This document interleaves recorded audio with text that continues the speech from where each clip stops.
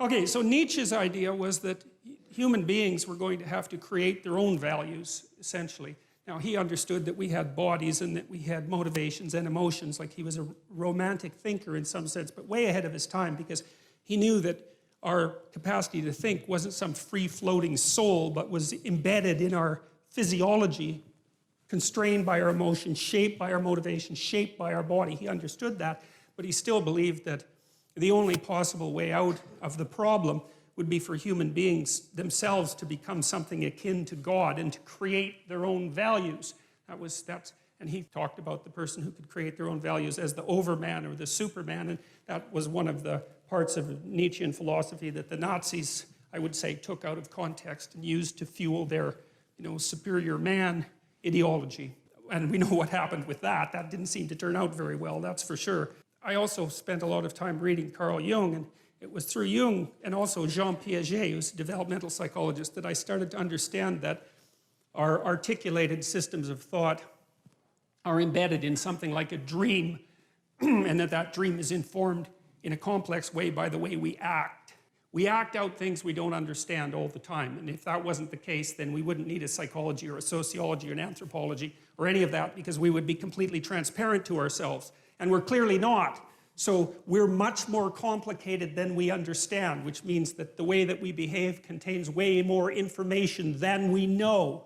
And part of the dream that surrounds our articulated knowledge has been extracted as a consequence of us watching each other behave and telling stories about it for thousands and thousands and thousands of years, extracting out patterns of behavior that characterize humanity and trying to represent them partly through imitation, but also through drama and mythology and literature and art and all of that to represent what we're like so that we can understand what we're like. And that process of understanding is what I see unfolding, at least in part, in the biblical stories. And it's halting and partial and awkward and contradictory and all of that, which is one of the things that makes the book so complex. But I see in it the struggle of humanity to rise above its animal forebears, say, and to become conscious of what it means to be human. And that's a very difficult thing because we don't know who we are, what we are, where we came from, or any of those things. And, the life is an unbroken chain going back 3.5 billion years. It's an absolutely unbelievable thing. Every single one of your ancestors reproduced successfully for 3.5 billion years. It's absolutely unbelievable. We rose out of the dirt and the muck, and here we are, conscious but not knowing. And we're trying to figure out who we are. And a story that we've been telling, or a set of stories that we've been telling for 3,000 years seems to me to have something to offer. And so when I look at the stories in the Bible, I do it, I would say, in some sense, with a beginner's mind. It's a mystery, this book, how the hell it was made, why we preserved it, how it happened to motivate an entire culture for 2,000 years and to transform the world. Like, what's going on? How did that happen? It's by no means obvious, and one of the things that bothers me about casual critics of religion is that they don't take the phenomena seriously, and it's a serious phenomena. I mean, not least because people have the capacity for religious experience, and no one knows why that is. And I mean, you can induce it reliably in all sorts of different ways. You can do it with brain stimulation. You can certainly do it with drugs. There's especially the psychedelic variety. They produce intimations of the divine extraordinarily regularly. People have been using drugs like that for God only knows how long, 50,000 years, maybe more than that, to produce some sort of intimate union with the divine. It's like, we don't understand any of that when we discovered the psychedelics in the late 60s. It shocked everybody so badly that they were instantly made illegal and abandoned in terms of research for like 50 years. And it's no wonder, because who the hell expected that? Nobody. Now, Jung was a student of Nietzsche's, you see, and he was also, I would say, a very astute critic of Nietzsche. He was educated by Freud. And Freud, I suppose, in some sense, started to collate the information that we had pertaining to the notion that people lived inside a dream. You know, it was Freud who really popularized the idea of the unconscious mind.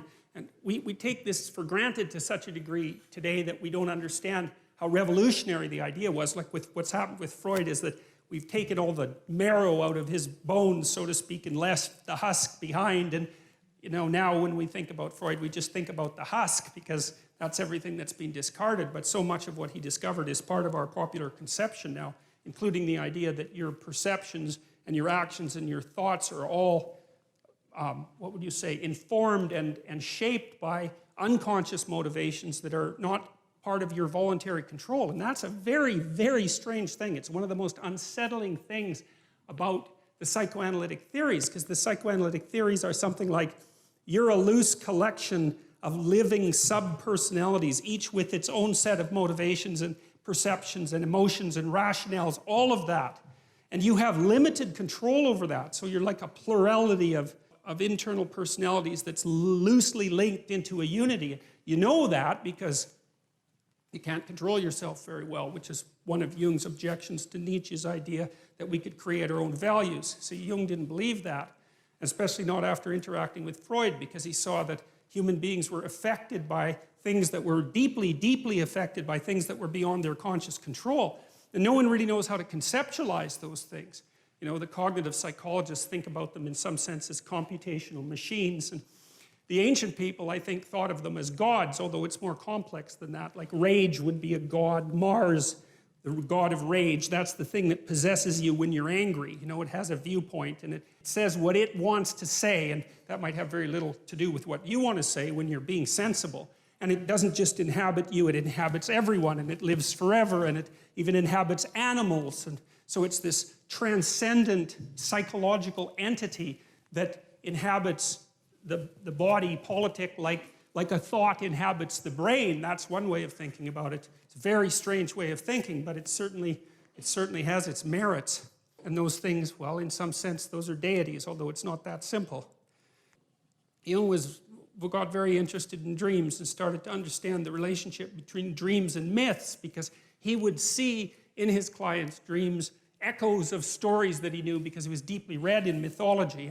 And then he started to believe that the dream was the birthplace of the myth, and that there was a continual interaction between the two processes, the dream and the story, and storytelling. And, well, you know, you tend to tell your dreams as stories when you remember them. And some people remember dreams all the time, like 2 or 3 a night. I've had clients like that, and they often have archetypal dreams that have very clear mythological structures. I think that's more the case with people who are creative, by the way, especially if they're a bit unstable at the time, because the dream tends to occupy the space of uncertainty and to concentrate on fleshing out the unknown reality before you get a real grip on it. So it's like the dream is the birthplace of thinking. That's a good way of thinking about it. And so because it's the birthplace of thinking, it's not that clear.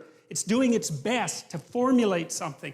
That was Jung's notion, as opposed to Freud, who believed that there were sensors, internal sensors, that were hiding the dream's true message. That's not what Jung believed. He believed the dream was doing its best to express a reality that was still outside of fully articulated conscious comprehension. It was, because you think, look, a thought appears in your head, right? That's obvious. Bang, it's nothing you ever ask about. But what the hell does that mean? A thought appears in your head. What kind of ridiculous explanation is that? You know, it just doesn't help with anything. Where does it come from? Well, nowhere. It just appears in my head. Okay, well, that's not a very sophisticated explanation, as it turns out, you know? And so you might think that those thoughts that you think, well, where do they come from? Well, they're often someone else's thoughts, right? Someone long dead, that might be part of it, just like the words you use to think are utterances of people who've been long dead. And so you're informed by the spirit of your ancestors. That's one way of looking at it. And your motivations speak to you, and your emotions speak to you, and your body speaks to you. And it all does all that, at least in part, through the dream. And the dream is the birthplace of the fully articulated idea. They don't just come from nowhere fully fledged, right? They have a developmental origin, and God only knows how lengthy that origin is. Even to say something like, I am conscious. Chimpanzees don't say that. You know, it's been 7 million years since we broke from chimpanzees, something like that from the common ancestor. You know, they have no articulated knowledge at all. They have very little self-representation in some sense, and very little self-consciousness. And that's not the case with us at all. And we had to painstakingly figure all of this out during that, 7 million year voyage. And I think some of that's represented in captured in some sense in these ancient stories, which I believe were part of especially the oldest stories in Genesis, which is the stories we're going to start with, that some of the archaic nature of the human being is encapsulated in those stories, and it's very, very instructive. If you liked this video and want us to send the next one straight to your inbox for free, visit jbpanimation.com and subscribe today. Thanks for watching.